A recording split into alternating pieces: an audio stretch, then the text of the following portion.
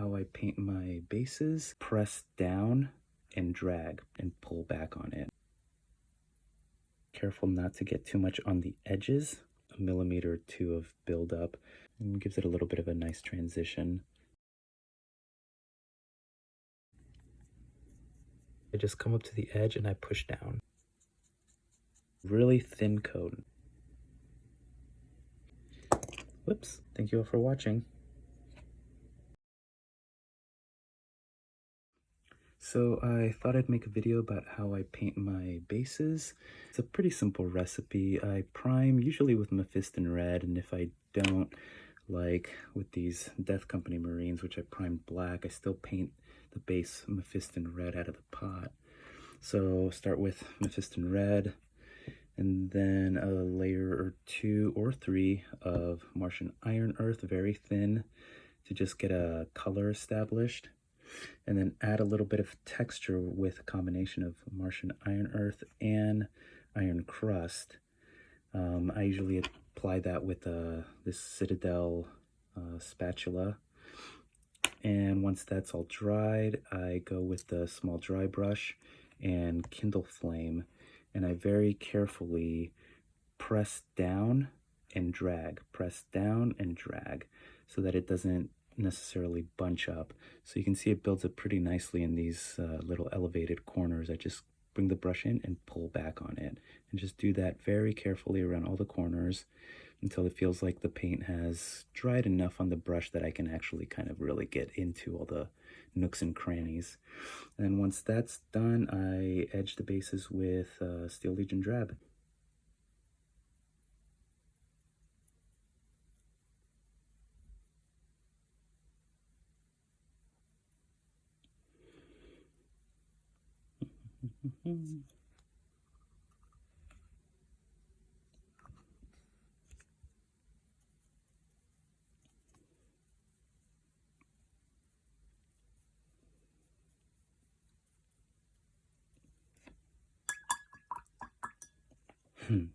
Yes, I should probably narrate. So right now I'm applying Martian Ironearth, and I'm just applying thin coats. I'm not trying to build it up too much.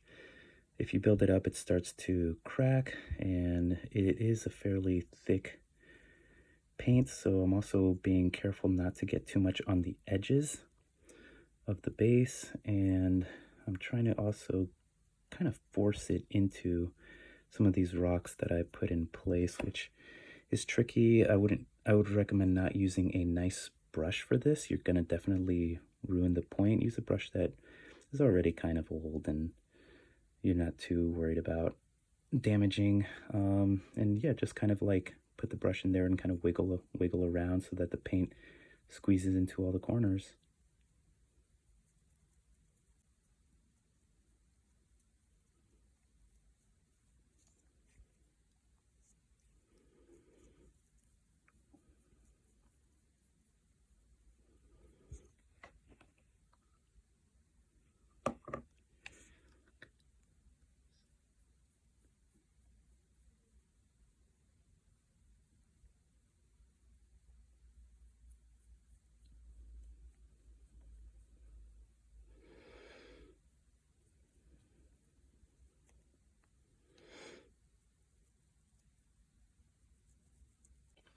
Alright, so this is more or less where we're at after 2 thin coats of Martian Ironearth. You can see it's okay. I mean, sometimes I would give it another coat or 2 if I really want a consistent color, but I think this is going to be alright because we're going to add more Martian Ironearth and Ironcrust to get some texture buildup. So the way I do that now will be with this little spatula, and I usually start with Ironearth because this one's gonna crack like, you know, desert. And I'll just kind of pile it on generally all over the place and kind of glob it on really pretty thick and try to draw it into the little nooks and crannies as it approaches all the rocks. And you want at least, I don't know, it depends how much craquelure you want. You want at least like a millimeter or 2 of buildup, but also, you know, how I think some variety helps, so I wouldn't put it the same height everywhere. So it's up to you, personal taste, I guess, and it's a little bit of guesswork because you really don't know how it's gonna crack until it starts to really happen, and at that point there's not much you can really do. But just apply this, I don't know, just around, maybe have a little bit of fun with it. Yeah, and careful around the edges, because sometimes if it goes over, what I do, I just grab my thumb and just kind of wipe some of it off from the edge so that it doesn't mess up the edge. And yeah, once I apply this, then I'll go, while this is more or less still wet, I'll apply Martian Ironcrust to give it a little bit more of a sandy, rocky variety here and there. And it's nice to do it when it's wet, because then the two will blend in a way that I think is pretty nice, kind of gives it a little bit of a natural gradient of transition between the two textures, and I think it looks really cool.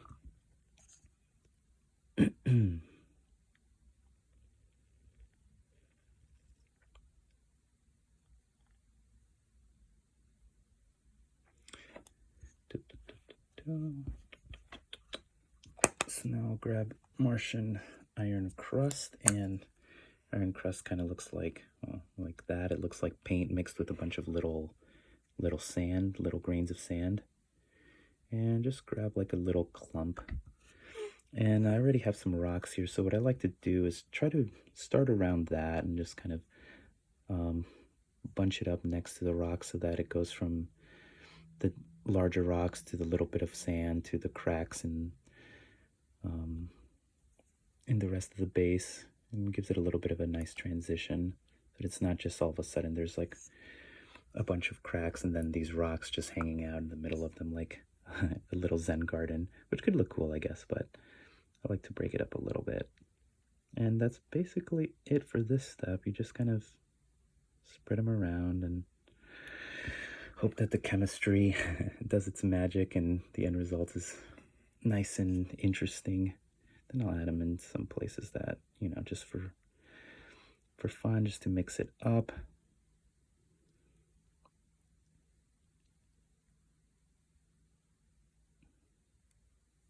And that's it. Now we wait, I don't know, maybe 20-30 minutes for this to dry, come back, and we'll see what it looks like.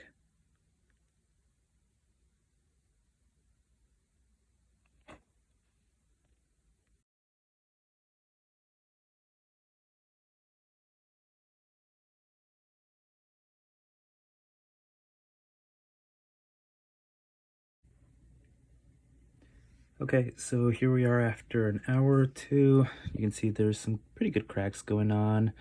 I like the diversity. Looks like there's nice different scale of texture. There's still some little gaps where you can see kind of like the base color or the rock color. Could go back and fill those in, but I think I'm just gonna leave it as is. So from here on out, we'll do dry brushing with Kindleflame, and this paint is a little interesting because it's kind of like cotton candy texture. I don't know what to call it, but it's kind of got an interesting texture. And what I do with the small dry brush is grab just a little bit on the brush and, you know, take some off on a paper towel. I take a pretty good amount off, and make sure your brush isn't damp or anything. And here's the thing, I go in sideways and I drag. So I press down and I drag. So I look for little edges, especially, to try not to build up the color too harshly, especially in the first couple tries. Looks like I need more paint. And there we go. And then just do this, I don't know, until you're really kind of happy. It's really just this, just dragging. And then once you feel like you've got a kind of consistency of dry brushness, that you feel confident that you can actually do a little bit more than just drag. You can, you know, kind of like get a little bit deeper into the crevices of these rocks and these cracks to try to get some of the harder to reach areas out. I would just go slowly and carefully throughout all of it, and you'll see some pieces start to show. Maybe I should actually go over this with some Ironearth again. But yeah, super simple. Just takes a little bit of time.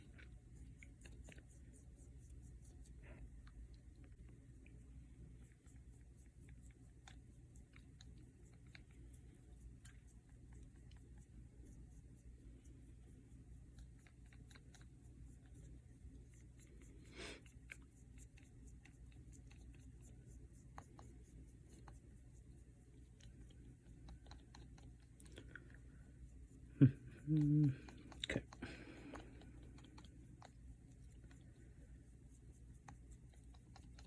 think this is looking pretty good. Don't want to go too far with the Kindleflame, because then if you see, the color is kind of pink, so it will start to look a little bit rosy if you go a little far with it. But you want to just kind of focus on some of the more sharper areas. And I think that's looking all right. Maybe I'll go and touch up some of these places that have some exposed rocks and plastic. Okay.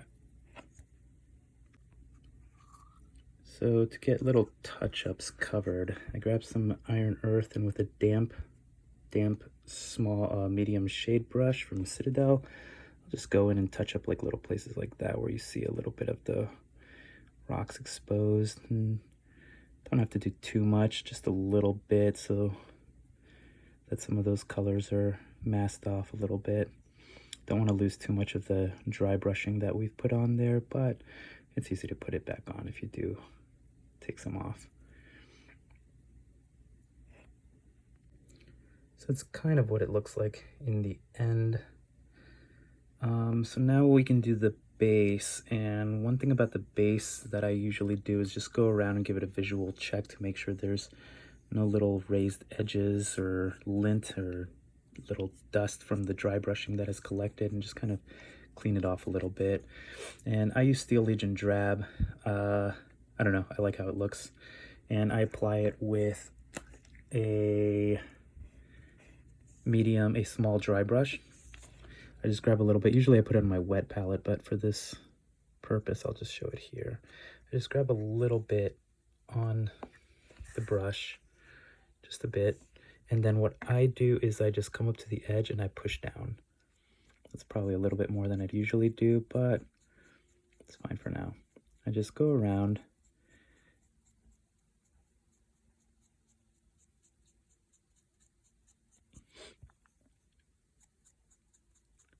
The reason I do it this way is because then I'll go do another pass, and I'll go actually the other way. And doing that kind of crisscrossing paint brushwork gives a little bit smoother a finish. They both seem to almost like cancel each other out in the end, and you get a really nice smooth base edge. It's a little bit of a thing where I love seeing a nice crisp detailed model and then a really nice and smooth base edge. It's always kind of frustrating when I put all this work into making a model nice and clean, and then the base edge has little clumps of stuff that found its way in the paint. So yeah, and then just let it dry and hit it with a second coat. Okay, so here we are after one coat of Steel Legion Drab has more or less dried. And now we'll do a second coat. I put some on my wet palette here off frame, and I'll just hit it. I could go kind of down and mix it up with a little bit more of a kind of across the way angle. I do this very carefully because some of the bristles can jump up onto the top of this surface and leave a nice streak, so I'm going a little bit delicately around, but just kind of work your way around. And then you see this little effect of the brushes, little feathered effect at the end of the thing where when you meet where you originally started, you might want to just be careful and or even just leave a little pause, a little gap between those two, Last thing you want is to touch the area that's still drying and have the bristles run across it and pick up that wet paint and clump it up as you're pulling across with the brush. So yeah, we'll just kind of let this dry now, and maybe we'll take a third pass. So here we are, we're gonna hit it with the base edge with a third coat, and again using the small dry brush, and maybe this time we'll kind of go vertically. I'll start where I left that gap last time and just kind of go around, maybe tap into the top edges where you can still see a little bit of Mephiston red, maybe focus a little bit more paint and energy on getting those gaps filled with paint, and just go around slowly. Shouldn't be too dramatic or crises inducing doing this. And then where you overlap with the still wet paint, again, just, leave a little bit of a gap. So here we are. This is pretty much done. For just a kind of rank and file mini, I think this is good enough. If I was doing something for a painting competition, I might, I don't know, go in here and clear some of these gaps that I still see, but for now I think this is fine enough. There's just one thing left. Since bases get the most contact, I usually give it a nice coat of matte varnish, and I'll apply that with the small dry brush. I usually put that on not a wet palette, but something like a little tray or even like a piece of aluminum foil, something, because it is very liquid in consistency and I don't want too much. So I just grab a little bit on my dry brush. I don't know if you guys can see that. I've got some here. So just grab a little bit, and I'll just maybe start with the base edge and then just go really quickly around, just a really thin coat. I try not to build it up too much. You almost have to kind of, at the end, really get it in there because it starts to dry up on the brush. And that's it for the edge. That's it for the edge. And then if I want to, sometimes I'll just hit the top with a little bit, depending how much I want protection. I'll either go in here and get all these nooks and crannies, or I'll just kind of quickly over the top, just almost dust the varnish on, and whatever hits the highest points, that's what gets varnish.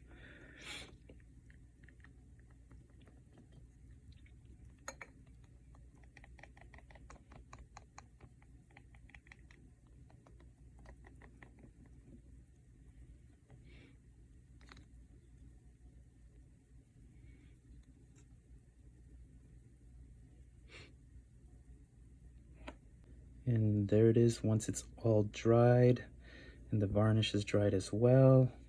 Sometimes the varnish tends to take away some of the contrast from the highlights on the top, so I sometimes might hit it with another coat of the Kindleflame after it's dried, sometimes not, depends. And all that's left is to put your mini, whoops. All that's left is a mini, and that's it. Thank you all for watching.